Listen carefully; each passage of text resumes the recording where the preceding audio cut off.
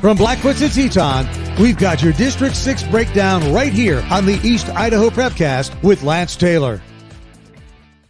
That's right. It's another edition of the East Idaho Prepcast on IdahoSports.com, brought to you by Pure Adrenaline Motorsports, your source for pulse-pounding adrenaline sports apparel and accessories that ensure you have what you need to unleash your inner beast. Those are cool sunglasses, Lance. What were those frames? Is that wood on the side? Bamboo. Oh, that's I got to hook you up with some, Brandon. Yeah. Right now we got 7 different styles of glasses, and we got to hook you up. And of course, all our glasses can be found at Good to Go stores around East Idaho, as well as Bill's Bike and Run. You can find them at Bill's Bike and Run. No excuses. Of course, you can also go online to pureadrenalinemotorsports.com and check out the whole lineup of inventory that they have there as well. So I'm Brandon Baney along with Lance Taylor. If you want to see the glasses that we're wearing, spoiler alert, Lance's are a lot cooler than mine. You can you can catch that on the video feed of this Prepcast on the IdahoSports.com YouTube channel, as well as our Facebook page. If you want audio only, you can listen at IdahoSports.com or wherever you download your podcasts. All right, Lance, we had state soccer last week, and there were a lot of crazy upsets. It seems like there are always upsets at state soccer, but now especially that we had the Max Preps rankings and teams were actually seeded. I mean, we saw a ton of quote-unquote upsets in terms of lower-seeded teams beating higher-seeded teams. Yeah, the state soccer tournament, it is always an interesting tournament to see that. And, had some teams step up and, win championships that hadn't won before. And, I mean, of course, it's the time of year for that anyway. That's right. Well, of course, the 3A boys state soccer tournament was wild on the opening day. Top-seeded Sun Valley Community School lost. Second-seeded American Falls lost. The 4th seed lost. Sugar-Salem, the number 3 seed, was the only higher seed to survive and advance. And the Diggers, I think, ultimately took advantage of that, Lance, because they absolutely, after day one, they rolled to the 3A state title. They beat McCall Donnelly in the championship 5-1. Yeah, and then to bring home their first state title in soccer. And so it was, they went through, they did what had to be. And of course, there's always got to be a couple stars align, and the stars that aligned that time was, the 2 losses of higher seeds in that opening round, or the 3 losses. And so it was, it was a little unexpected. Yeah. 3 seed Sugar versus a 5 seed McCall Donnelly in the championship match. Yeah. Ricardo Contreras, probably was the MVP of the tournament. I mean, he played so well for Sugar throughout all 3 matches. He had a hat trick in the state championship game. Kyle Brunson and Devin Peterson also scored for Sugar. And like we said, 5-1 win over McCall Donnelly. They finished the year 18-3 overall. Yeah. And don't forget that Contreras and Brunson also are kickers on the football team. And so their fall is not done with soccer. They move on to the state football championships, the start this week. And so anyway, that's just kind of a little side note on that as well. A chance to double dip maybe when it comes to state titles, Lance. Yeah. Sugar always tends to have a soccer player that kicks for them. And of course, last year they had Crew Clark that was not a soccer player, but he was injured for a lot of the season. And so Sonny Benyon off the girls soccer team came in and kicked, and had a 3 field goal game plus 2 extra points in that same game. And her field goals were all over 30 yards in that. So that was, of course, she's playing college soccer and softball now. But yep. That was a great story last year for sure. Real quickly, the Sugar-Salem girls took 3rd place. They beat Teton, went to penalty kicks. So fate aligned that Sugar and Teton would meet up again. Yeah, that's a great matchup. I mean, that matchup could have very well been a state championship type matchup all year long. That was a good matchup. Absolutely. The Skyline girls took 3rd at the 4A state tournament. They beat Bishop Kelly in overtime 2-1. I think a lot of people thought that could be a potential state championship matchup as well. But Skyline took Skyline looked really good this year. Skyline was a good team. Skyline was very athletic. And of course, soccer is a sport that requires good athleticism anyway. You got to be in good shape to play soccer, and they seemed like athletes amongst athletes. They were very, very good and tough this year. Yep. So it was nice to see East Idaho bring home some plofies, as we said last week. Plofies. Plaque trophies from state. All right. Well, more plofies are going to be handed out this week at the state volleyball tournaments, all happening up north at Coeur d'Alene and Lakeland High School in Rathdrum, as well as Lewiston. If you're following along on the video, we've got the brackets. We'll put them up on the screen so you can kind of follow along with us as we kind of break things down. If you are listening and it's hard to follow along, you can go to our website, IdahoSports.com. We've got all those brackets on the homepage, and we will be updating those brackets as well as we get results from state volleyball and state football playoffs. So those brackets are constantly being updated as well. So check back early and often at IdahoSports.com for all your bracket needs. Let's go ahead and start with let's see, I got to make sure I got the right thing up here. The 5A state volleyball tournament taking place at Coeur d'Alene High School Friday and Saturday. Right away, we see Thunder Ridge, the number 5 seed overall. They were the runner-up at district to Madison, and they will take on 4th seeded Eagle in the opening round. I actually kind of like this matchup for Thunder Ridge. Yeah, I do too. I think this is one that Thunder Ridge feels going into this that they can win. Of course, they find themselves in the same side of the bracket as the team, in Skyview, that a lot of people feel will kind of run through this tournament, which I feel the same way. They're that good, but you got to get past first round to even get a chance to potentially play them. And I think Thunder Ridge will find themselves in the winners bracket. Yep. So, yes, of course, number 1, Skyview, the heavy favorite. This is kind of their deal here at the 5A state tournament. Yes, so number 4 Eagle, number 5 Thunder Ridge on the top half of the bracket. As we move to the bottom, Madison wins the district tournament. They get the number 3 seed overall. They have to play 6th seeded Mountain View. I'll be honest, Lance, I don't like this matchup for Madison. I think Thunder Ridge got a better matchup than Madison did. Mountain View is very sneaky. They've got a lot of athletes that play basketball as well. And we know how talented their basketball program has been the past couple of years. I don't know. This is a dangerous matchup to me for Madison. Yeah, it is. I still think Madison comes away with this one. In fact, I think your winners bracket going in the second round is Skyview, Thunder Ridge, Madison, and Post Falls. I think that is your second round winners bracket.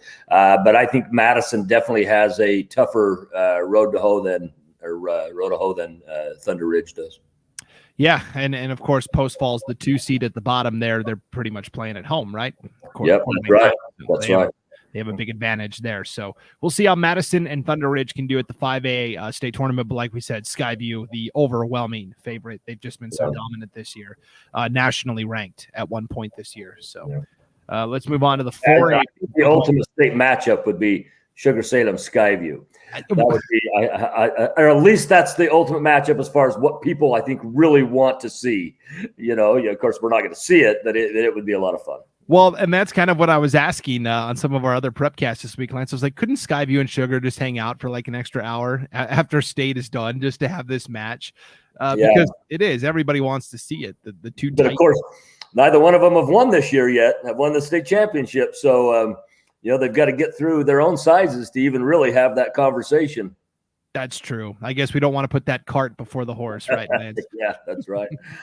All right. Let's look at the 4A bracket, where Skyline, they're thinking, what do we got to do to avoid going to state and playing a conference opponent for the 6th or 7th time? We've got an all District 6 showdown in the opening round. Number 2 seed Bonneville, they won the district title, of course, taking on 7th seeded Skyline, who won that play-in match over Valley View to qualify for state for the first time since 2006, Lance. Yeah, I was going to say they have not been there for years.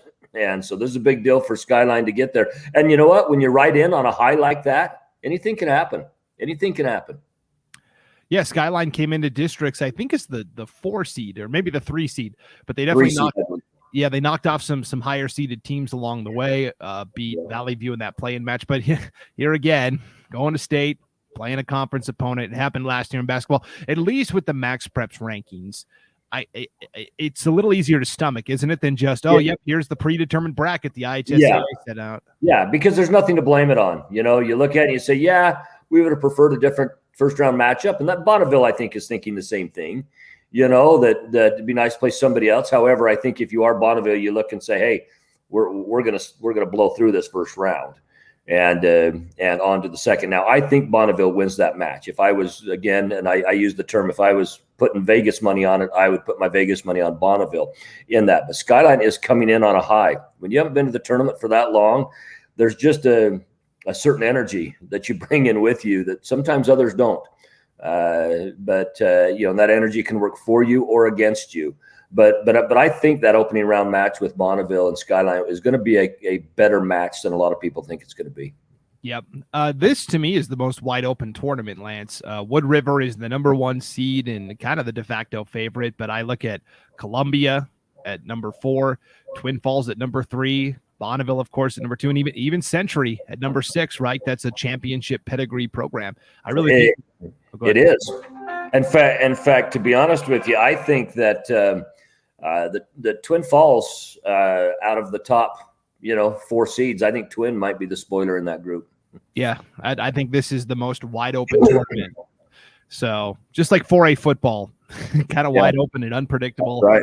It's going to be a lot of fun to watch. So that's right. That's the 4A state tournament taking place at Post Falls High School Friday and Saturday. 3A, all right, here it is. Sugar-Salem, number 1 team, heavy favorite. They're going to play the number 8 seed Snake River in their tournament opener. Do you look at anybody else? I mean, Fruitland has had a nice season. There was one week where Fruitland actually was the top-ranked team in the coaches poll. I'm not sure how that happened, but do you look at any of these other teams that could give Sugar a push? I think Fruitland is really the team that could, and of course that wouldn't be until a championship matchup anyway. If that were to happen, if those two were to play, that's the only reason. I mean, that's the only way they could play as far as the winners bracket goes. It's the only way they could play. I think Snake River had to be pretty disappointed when they looked at the first round matchup. Snake River's got a pretty decent team. They won District 5. And but they've played Sugar twice this year, and Sugar beat them 3-0 both times. I just think when you look at that bracket, if you fall on that same side as Sugar, that you unfortunately are not necessarily happy with that. Really, one of the sad things of this tournament is that District 6 only got 1 team in. South Fremont had a good volleyball team this year, very good volleyball team. In fact, I think they're probably better than most on their ranked 5 through 8. So it was a shame that they only got 1 team in from that conference. Yeah, we talked about that all throughout the season, that South Fremont was a good team. Yeah, it's definitely a top heavy field. I look at Weiser, who beat Filer in the play-in match. I thought Filer was pretty good. That kind of surprised me. Filer came over to East Idaho and competed in several tournaments over here this year. Yeah.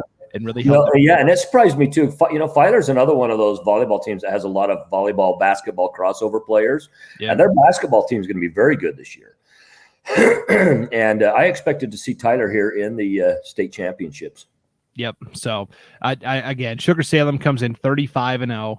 I think they've only dropped 4 or 5 sets all year. Yeah, all year long. Yeah. So Sugar, the heavy favorite there. That's at Lake City High School in Coeur d'Alene, the 3A state volleyball tournament there. So 2A bracket looks like this. From District 6, we see Ryrie, who kind of quietly, they haven't gotten much acclaim or fanfare this year, but Ryrie comes in as the number 3 seed overall. They will play 6th seeded Nampa Christian. I really like this matchup for Ryrie.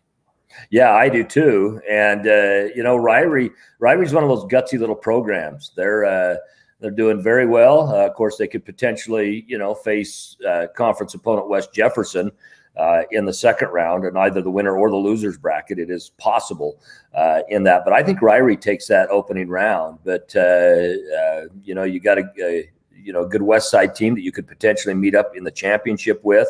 I think Melba does take care of West Jefferson in that first round. So I think we'll see a Ryrie Melba. And I think Coal Valley is going to step up and knock off Orofino. If that was, as you look at the competition and so forth, I think Coal Valley is a little bit better than their 5 seed shows. Okay, wow. So on all the other Prepcasts that I've been breaking down these brackets, Lance, I like Orofino to win the title. That's my dark horse pick to win it all. So we'll see. Yeah, and I think Coal Valley wins that opening match, and I think Westside goes through and wins this thing. Yep, Westside is the defending champs. They're the number 1 seed overall. Nampa Christian, I will mention quickly for Ryrie in that play-in match or that first-round matchup 3 versus 6. Nampa Christian did have to win a state play-in match against Bear Lake, the defending runner-up from a year ago, and a very good team. Right. And they swept Bear Lake 3-0. So Nampa Christian's no slouch either. And West J, as you said, the number 7 seed, they will play 2nd seeded Melba. That is a tall order in the opening round. Yes, it is. At the 2A state tournament in Lakeland at Lakeland High School in Rathdrum. 1A D1 bracket. Looks like Grace, number 6 seed. I think that's pretty dangerous, right? We saw what happened when Grace gets hot last year at state volleyball, right? Yeah, well, Grace is a pretty big 1A D1 school. So they've got some fairly good athletes to choose from. And I just think, when you look at what Grace brings to the table from a competitive standpoint, I think Murtaugh had to be maybe a little disappointed with that matchup. I actually like Grace in that matchup. I do too. Grace, just when they get to state, they just know how to win. So Grace Grizzlies, number 6 seed overall. In terms of the overall tournament, Troy up top as the number 1 seed is very tough. They have Morgan Blazard, who's going to go to Eastern Washington University to play volleyball next year, which is pretty remarkable from a 1A school like Troy. So I think Troy is the favorite, but I think Grace could easily, win a match or two and find themselves playing for the championship as well. Yeah. I think Grace. In fact, Grace is kind of my dark horse pick in this to potentially win the whole thing. If I pick a dark horse out of it. I like it. Okay. All right. I've got Orofino. You've got Grace. Here's the 1A D2 bracket where, again, I think East Idaho is very well represented. You've got Mackey as the number 3 seed overall. They won the district. Rockland, the district runner-up, is the number 4 seed. I think that speaks to the strength of the league this year. Yeah, it does. And, of course, those two could only meet, as far as the winner's bracket goes, could only meet in the championship game. And that would be a pretty decent championship matchup, I believe, as well. Horseshoe Bend right now is going through a group of some really good athletes in their schools, and we know that's up and down. It's up and down at every high school, but particularly when you get to the 1As. Just kind of, depends on that given year. But Horseshoe Bend, I believe Horseshoe Bend goes through and wins this whole thing. I agree, and the scary part is like their best players are like freshmen and sophomores. Lance. Yeah, that's right. That's right. Which you see a lot at the 1A D2 and 1A D1 levels. You see it in every sport. A lot of freshmen on their rosters. Yep. So I think Horseshoe Bend could be around for several years to come. They're the number 1 overall seed. Rockland, as the number 4 seed, gets to play the 5th seed Kendrick. They won the district up north, District 2. And then I like Mackey to meet up with Horseshoe Bend for the championship. I've been really high on this Mackey team all year. They're the number 3 seed overall. They'll play 6th seeded Cary. Now we hear Cary and we think, oh yeah, Cary's good at everything. Well, Cary went into districts as the number 5 seed at districts. Yeah. And it was a wild championship. Number 5 Cary played number 7 Hanson. That's how many crazy upsets there were at districts. And those are the 2 teams that made it out of there. So I like this matchup for Mackey. I think they would have been the 2 seed if they hadn't had to have forfeited some of those conference matches because of COVID-19 and stuff. That's right. And, Mackey very well could go through and win that. And when we get to Council and Deary, I just don't know as much about them other than their seedings as I do Mackey and Cary. So I'm going to put Mackey in that state championship matchup with Horseshoe Bend as well.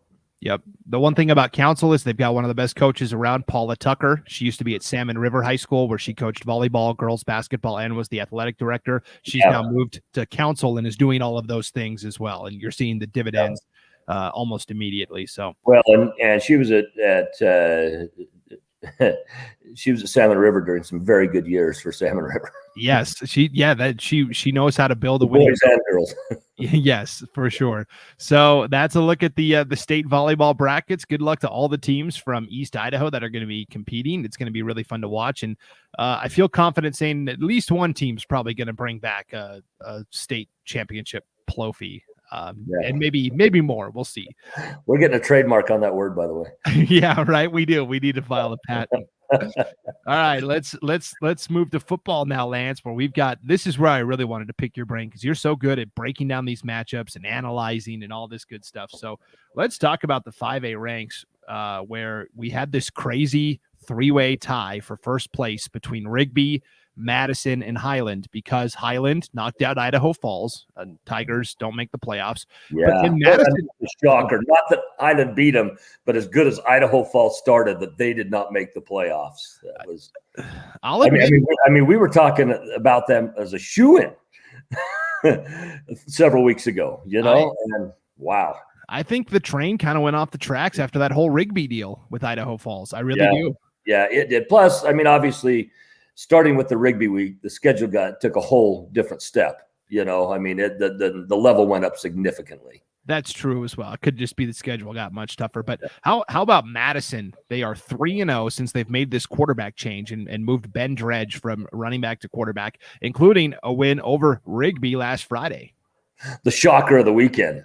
I mean, shock of the weekend was Madison over Rigby, and Lauren Jensen and I were calling the Firth at North Fremont game, which was also one of the most unbelievable endings I've seen in a couple years. But we kept getting updates on the Madison score, and Lauren would show me on his phone, and we're just going, "Are you kidding me? Are you kidding me?" Because I mean, this is one that if it would have had a Vegas spread of 21 points, of minus 21 for Rigby, 9 out of 10 people would have taken Rigby with that spread.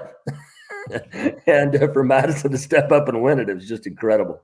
Yeah, that's right. Rigby had the lead. Madison came back. They came up with the big strip sack fumble recovery as Rigby was trying to march down the field to score potentially the game-winning touchdown. And then I know as well, Rigby thought they had scored the game-winning touchdown, got called back on a holding penalty that kind of dampened their spirits a little bit as well. So, well, and I think the change of quarterback has been really the key for Madison.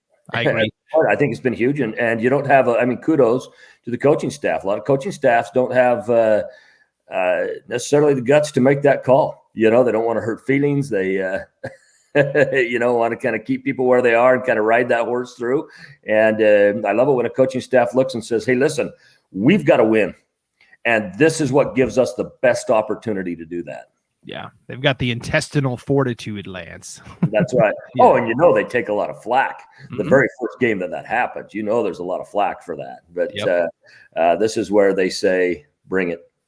Absolutely. So if we look at this bracket, Rigby did end up on the right side of the tiebreaker. It came down to a points differential system, plus or minus 14 points against everybody. And so Rigby, by virtue of that dominant win over Highland, got the number 1 spot. Highland finishes second because they beat Madison head-to-head, and Madison takes the 3rd seat. So Madison has to travel for the opening round. They've got a tough task ahead of them. They'll go play Meridian, a Warriors team that's dripping with talent. They've had a lot of injuries this year, Lance, especially at the quarterback position. Because they started out tough. In fact, they started out in a way that I looked and said, "Wow, this team might run through," but just didn't happen with the injuries.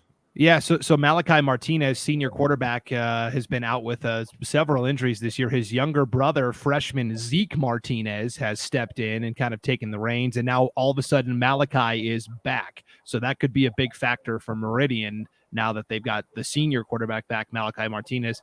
I think Madison can match up well if they can keep it a low-scoring game. Yeah, that's right. When it's a low-scoring game with Meridian, they tend to struggle. So I think very much so. And I again, that's what if I was putting money on, I put it on Meridian. But Madison very well might go through. That's more of a pick'em game than it is a point spread game. If someone was putting some money on it, I think. I'll tell you what, though, I think the upset in the opening round is I think Capital will down Lewiston. Okay, wow, I've got Lewiston there, so that's interesting. Capital. I think Capital might be undercoached a little bit. When they get their talent together and going, Capital's a good team. Well, and they've got the team of destiny thing going on, as their longtime head coach Todd Simis told the team last week that, hey, this is my last season. After I'm retiring. So yeah, and that's and I don't say undercoached in a way that to try to degrade the coaching staff by any means like that. What I mean is just that I think they got more talent overall than what they have been given credit for. Okay. I think it goes chalk in this first round personally. I like all the home teams to win. And then my big upset I've got in the next round is Highland. I've got Highland knocking out Rocky Mountain. That very well could happen. I mean, Rocky ended up losing their last game of the regular season, as well as they played Mountain View twice this year, and Mountain View eclipsed them both times. Low scoring game last game for sure. But I think I can't argue with you. I think Highland gets past Skyview actually fairly easily. But I cannot argue with Highland over Rocky in the second round. Yep. So we'll see how it all shakes out. But Madison, I'll be honest, probably wasn't on anybody's radar coming into the season in terms of, because they had a really tough year last year and lost a lot of players to graduation. So it's nice to see the Bobcats competing at state. Well, they got a new coaching staff this year. They started out with a win over Bear River, out of Utah in the Rocky Mountain Rumble. And then they went up north, picked up a loss the next week. But then came back and got another win. And I think with Madison, it takes you a little while to learn a new program. They got a new coaching staff. I think anytime you're learning a new program, it's a little bit different, and you're trying to plug in some positions for athletes that you lost. And I just think Madison got it figured out. I just think they finally got it figured out. Yeah, Chandler Rhodes, first-year coach at Madison, has done a tremendous job for sure. The 4A bracket, this is the big one, 16 teams. So if you're watching this on the video, you might want to go full screen so you can see the teams a little more clearly, because this bracket is ginormous. Let's just start at the top and work our way down until we hit a team from District 6, which would be the 8-9 game. Shelley finishes, I think technically Shelley finishes third in the conference. They lost to Skyline 14-12 when they tried to go for a 2-point conversion to tie it and didn't convert. So Shelley finishes third, but because of the strength of the conference, they're still the number 8 seed overall. Yeah. They'll have a home playoff game against 9th seeded Preston Friday night in Shelley, 7:00. This is a rematch of a game we saw earlier this season that the Russets won. Yeah, it's a game that started the season out for both these teams, actually. And Shelley knocked off Preston. And, it was really that first week that people started looking and saying, hey, Shelley might have something this year. And then they proved it. They did go through a little bit of a slide towards the end of the season. But I think Shelley steps up and wins this game. I do too. Preston is kind of like Shelley this year. Every game has been close. They're just pulling it out of the fire, it seems like, time and again. Yeah. When these teams met in August, it was a 15-6 Shelley win. So pretty tight, but I think the Russets win this matchup for sure. Yeah, yep, I do too. So I've actually had a chance to watch both teams this year. I watched both teams against Sugar-Salem. Of course, Shelley won that game, and then Sugar beat Preston when those two played. And I think either one of those matchups would be good right now too, because I think Sugar, out of those three teams, of course they're 3A, but I think they're a different team at the end of the year than they were at the first. Much different. The winner of that game more than likely going to have to go to number 1 Sandpoint for the quarterfinals, which is a long trip up north. But if Mountain Home beats Sandpoint, I will be extremely surprised. I would probably take a 26-point spread and put it on Sandpoint. Here's the thing with Mountain Home. Okay, I'm not trying to disparage them or anything, but they should not be in the playoffs. They shouldn't. The only reason they're in is because their conference automatically gets 3 bids, and Mountain Home basically had third place wrapped up within the first 3 weeks of the season, because their first 3 games were conference games, because I don't know why. They beat Burley in the season opener. It was a conference game. They won 28-21. I think if they played Burley last week, Burley wins in a blowout. So Mountain Home. Well, and Mountain Home got blown out last week. They got blown out by a Sugar team, 45-0. Yeah. And so, I mean, I agree with you there. It's the way it is with the predetermined, bids for leagues and stuff. All right, as we move further down the bracket, we see Blackfoot, the district champs. They had a tight win and combined with the Skyline win over Shelley, since Blackfoot beat Skyline head to head, then Blackfoot wins the league. And because of that, the league champions automatically get the top 5 seeds. I know there was a lot of confusion because Blackfoot's max preps ranking was somewhere in the 10 to 11 range. And all of a sudden people, how come Blackfoot gets a 5 seed? Well, because they won their district. So, which I like, by the way. I like rewarding the district. Yeah, I do too. And Blackfoot is the team that I call the schizophrenic team. Right. You never know for sure who's going to show up for them. They go and they beat a Skyline team that, even though Skyline struggled at times this year, Skyline was still a very formidable team. And in fact, they played Rigby quite tough, this year. And Blackfoot beats them. In fact, I was on the call for that game. And then they go down and they lose to not that great of a Preston team the next week. And I don't know. I think that, when you look at a Blackfoot, I think Blackfoot, you could look and say this team at times is good enough to win this whole thing. They're also the kind of team that could go out in the first round. It's just depends on who shows up. Yeah, you mentioned Rigby. Blackfoot also played Rigby very tough. Rigby needed a late field goal to basically secure that win. So speaking of schizophrenia, and Middleton is in the same boat. They just 1 week look great, next week look awful. They can't stop anybody is their problem. Their defense is horrendous. They lost to Nampa 52-50. They're giving up, 20, 30 points to teams like Ridgeview and Caldwell, and like that's not going to fly.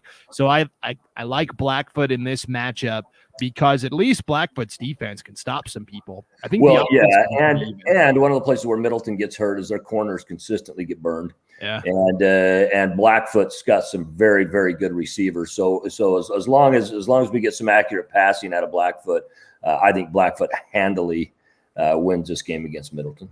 Well, with Halloween rapidly approaching, Lance, this is the Dr. Jekyll and Mr. Hyde matchup, right? It is. Blackfoot and Middleton. Who's going to be the scientist and who's going to be the monster? We'll find out. Well, we just do not know. I think the bottom half of the bracket is it actually has a little more known factors to it. Yes, I agree. As we move to the bottom half of the bracket, we see Bonneville right away, the number 15 seed overall. They got that final at-large spot like I thought they would. I thought that even if they lost and kept it close, which they did, they would get that last spot. Century, of course, isn't too happy because Century and Bonneville both finished with 2 wins, and Century beat Bonneville head-to-head. So they're saying, what gives? How come they're in and we're not? And I couldn't tell you. But Bonneville is in, but having to play number 2 Pocatello, that's a tough task. Yeah. I think Bonneville's a one and done in this, but kudos to Bonneville for getting there. This was a program that came in winless from last year, and they ended up, their first win this year was over at the time a storming Shelley team. That was very good. That was 5-0 coming into that game. Bonneville steps up and wins that, and I think Bonneville, this was a step in the right direction for their program, but I think Pocatello lays it to them. And you can see it, the progress with second-year head coach Kevin Kemp. He's done a tremendous job with Bonneville. The final matchup for a District 6 team is 4 of the 5 teams from the league got in this year, which is pretty remarkable, is Skyline, the defending state champs. They are, to me, the biggest wild card in this whole thing. Because I think so too, because Skyline at times is good enough to win this whole thing. Yeah. And at times they're good enough, they're bad enough to get beat by, well, I won't say Mountain Home, but getting beat by potentially Lakeland, But Bonneville's got to show something a little different when it comes to consistency this year, because we know they have the talent. Yep. Skyline, the number 6 seed, will play 11th seeded Lakeland inside Holt Arena. That is going to be a Thursday night game at 8:30. Second game of the Twin Bill. Firth and Aberdeen have the first game. And for Lakeland, it's a long trip, and that should play into Skyline's favor. Lakeland, I think they have good skill guys, but their offensive line is small, and they struggle protecting the quarterback. That, to me, plays right into Skyline's strength, which is their front 7. Yeah. I mean, I have Skyline winning this game. However, again, Skyline's got to show up and play. They've got to be the Skyline that we know they can be, Right. not the Skyline that they sometimes are not. You're right. Well, for Halloween, maybe they can wear the costume of last year's state championship winning team, right? Yeah. Yep. All right. I don't feel comfortable making any predictions beyond this opening round because it is such a toss-up. We'll talk about matchup. Well, I'll tell you, my dark horse to win this entire thing is Minico. I think Minico might step up and bring that state championship hardware home. So they're my dark horse in the 4A. I've got like 9, 10, 11, 12, 13, 14. I've got 13 of the 16 teams that could be in the championship game, Lance. I really do think like it's very wide open. Yeah. I'm not saying they're all going to win, but they could at least be playing for the championship. So yeah. Holy smokes. Let's go to the 3A bracket where there's still a lot to be filled in, right? You'll look at this bracket and you'll notice that Sugar-Salem isn't on there. And that's because Sugar won their district, got a first round bye, but because they reseed the teams 1 through 8 after this opening round, we don't know where Sugar's going to fall yet. So we can't put them in. We know Homedale's number 1. We know Gooding's number 2. And beyond that, it kind of depends on who wins some of these play-in games. So you're going to look at it. You're not going to see Sugar-Salem. As soon as we know where they're seated, they'll be put on the bracket. But they get a nice bye to enjoy the week off. And then we have South Fremont hosting Kellogg. This is a pair of runner-ups. South Fremont took second in District 6. Kellogg took second in District 1. This is a neutral site game at Madison, Friday afternoon at 2 p.m. Well, it's neutral site, but let's call it what it is. It's a home game for South. Right. Just having to go to Madison. And I think South wins this matchup. I think their competition has been better throughout the year. I think South is just a bigger threat on the field. And this should actually be a very good ball game, but I think South comes away with that. I see I'm the opposite. This is my upset special. I like Kellogg, even though they're having to travel down here to play it. South Fremont, what's given them problems all year? Athletic quarterbacks that can make plays. Kellogg has one of the best quarterbacks up north, regardless of classification, in Ripley Luna. And if Ripley Luna can get outside and make some plays, South Fremont could be in trouble. South Fremont to me, I thought was going to be a really solid, strong team, and they kind of hit that lull in the middle of the season, and they've been a hard team to figure out for me. Yeah, they have been a hard team to figure out. I mean, and that lull kind of fizzled into the rest of the season as well. I mean, they did finish with a victory at Teton, but so did everybody else this year who played Teton, and Teton was down this year. But I think South. I think South's in a position that they really control their own fate, because I think South is good enough to do some significant things in this playoffs. I don't think they're good enough to win it, but I think South can do some significant things in this playoff, and I think they can step up and shock some team. But again, they've got to be motivated. They've got to be extra motivated as they go into this ball game. Yep. Well, it could be just like last year, right? South Fremont came in kind of unheralded and got to the semifinals. So yeah, they did, which was the farthest that they've actually ever gone in the state football tournament. When you consider how many athletes have come out of that school and played not just college ball, but some NFL ball. People like Jason Buck, as an example, the Outland Trophy winner, won a Super Bowl ring with the Washington Redskins, played in a Super Bowl. Of course, was a starter on that Redskins team, was a starter with the Bengals, played in the Super Bowl and lost to the Niners in that. They've had a number of players go to University of Oregon and play football as well. I mean, this is a pretty storied program for having only reached the semis before. And so, and I think this year is potentially a year they look at and say, you know what, we might be able to get back there. Yep, I agree. They have that potential for sure. We'll see. We'll see if my upset special, if it's wrong, I'll gladly own it next week, and you can let me have it, Lance. All right. Okay. That's okay. You can let me have it if I lose. So that's right. Okay. Before we move on and show the 2A bracket, tell me a little bit about this Firth North Fremont game you were broadcasting last week that decided the district title. Well, there's 3 minutes, 18 seconds on the clock. Ryrie had the ball and was down by 2 scores. And they throw a touchdown. They come back, they end up throwing a touchdown, then they get a stop down inside with roughly a minute to go down inside the 5-yard line. And Firth chooses to go for it rather than a kick a field goal. And they've got a good kicking game. They kick the extra point on each of their touchdowns. And then Jordan Lenz just leads them back to a fantastic victory with a touchdown essentially as the clock was running out. But it was just unbelievable. We had basically called the game. Lauren and I, and as Ryrie came back and won it, Jordan Lenz just willed his team to a victory. And it was one of those things going into the game that we felt, one of the strengths that North has is that Lenz is able to hit the outside and then cut up the sideline, and that he wouldn't really be able to do that against Firth because Firth was too quick on the edges. And true to form, he wasn't able to get out there, but they adjusted their game plan for that, and they would cut him up, sometimes through the C gap, B gap, places like that, where he would, pick up some yards as well. But it was an absolute shocker. People were just stunned on both sides of the ball.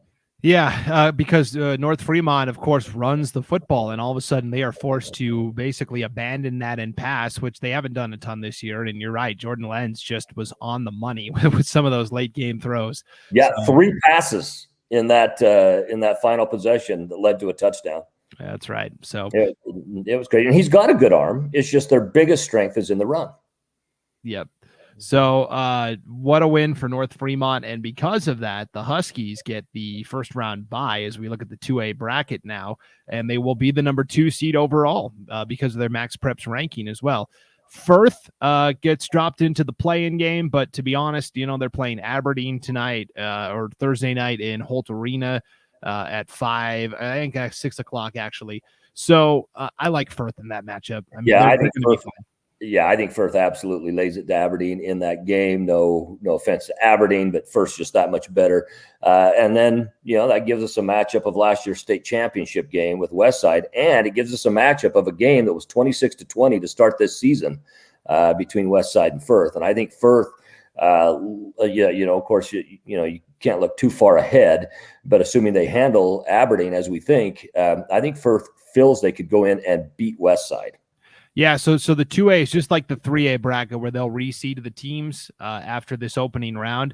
So Firth will be probably like the 3 seed or the 4 seed. I didn't check super closely. So Westside is going to get whoever wins the league up north, Grangeville and St. Mary's. They're still playing the only regular season game that's being played this Friday, Lance, is that one up north because they know that whoever wins the district gets a bye. So they're just going to settle that. West J also made it as an at-large. We kind of knew that was going to happen going in. They're the number 9 seed. They're going to play the number 8 seed Melba, who finished runner-up in District 2. This is a tough matchup for West J. Yeah, but you know what? I think this is the game of the first round or the play-in here. I think it could be. I think West Jefferson might step up and be able to win that. West Jefferson has played some tough competition this year. They play in a very good conference in the Nuclear Conference, and I think West J is a little more tested.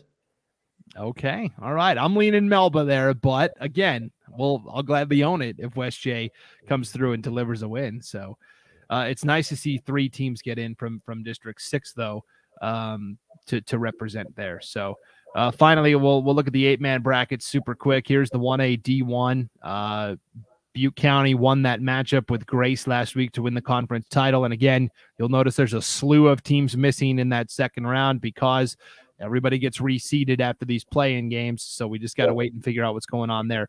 Grace they're the home team, but let's be honest, the rule in 1A D1 is if you're playing an opponent in the first round that's more than a district away, you've got to try to meet in the middle somewhere. So for Grace, any advantage they had being the higher seeded team is thrown out the window because they've got to travel to New Plymouth to play Potlatch in a first round game Friday at 2 p.m. That is a long trip for both of those schools. Yeah, I was going to say that's 6s for both those teams. You got to go on the road to do that. I think Grace is my dark horse in this tournament. Now, I believe Raft River will win this tournament, But Grace is my dark horse. And if anybody other than Raft River wins it, I think Grace is the one to step up and do it. However, Lapway's looked pretty decent as well. Yeah, I don't know. This thing is kind of wide open to me. Raft River barely beat Oakley last week. Prairie, of course, has been solid as always up north. Butte County is a good team. Lapway, as you mentioned, and Grace. I'll give you credit, Lance. You've been on the Grace train from the beginning. I was a little more skeptical, and here is Grace setting themselves up for possibly a long playoff run. Yeah, great. And they started out miserable, 0-3. You know, I mean, we, or at least I was really shocked with that. More than disappointed, I was just shocked. You know, because I expected so much more of them. But then they kind of caught fire. I covered the game on Idaho Sports, their first win of the season, and they really just kind of took the bull by the horns at that point. Yeah, and Grace, you look at their record 4-4. Well, their 4 losses were to North Gem, 38-30, who won their district in 1AD2. And then their other 3 losses were to Raft River, Oakley, and Butte County, 3 of the top 4 teams. Yeah, that's right. I mean, that's right. I think Grace is very tested, and I think we're going to see quite a bit out of them. Yeah, it all starts Friday at 2 p.m. at New Plymouth with a matchup against Potlatch. 1AD2s, this is the easy one. It's all predetermined. Everybody's already slotted in where they need to be. North Gem won that game over Rockland to win the title, so they're playing Camas County. Rockland finishes second. They're taking on Garden Valley. Water Springs, we talked about, they've been locked into that third place spot for a couple weeks now, Lance, and now here it is. This is their chance. They're going to go to Castleford Friday at 7 o'clock to try and spring the upset. Yeah, they are. And, you know what? Water Springs has to clear some things up in order to win a ball game. They've struggled a little bit with their corners, getting burned a little bit, and especially being able to tackle out on those perimeters because they've been very undersized with that. But Water Springs also has some good athletes that can, move them forward. I think that has the potential to be our best first round matchup. Yep, I agree with that. So, Water Springs at Castleford Friday night, 7 o'clock. All right, those are the football brackets, Lance. We'll see how right or wrong we were next week for the quarterfinal round, right? That's right. It'll be fun as always. Of course, we're going to have a ton of games for you this weekend on IdahoSports.com, both audio and video. I think probably about 75% of the games we're going to be able to bring to you in some form or fashion, which is pretty good because there's almost 30 games going on around the state. So yeah. If you want to see the list of games that we will be broadcasting for you this weekend, Thursday, Friday, and Saturday, just go to our website, IdahoSports.com, click on the Game Streams tab, and you'll see the full rundown of games that we will be broadcasting. So, Lance, this was a lot of fun. We'll do it again next week, all right? Sounds good. For Lance Taylor, I'm Brandon Baney. Thanks for tuning in to the East Idaho Prepcast, brought to you by Pure Adrenaline Motorsports, your source for pulse-pounding adrenaline sports apparel and accessories that ensure you have what you need to unleash your inner beast. We'll see you next time on IdahoSports.com.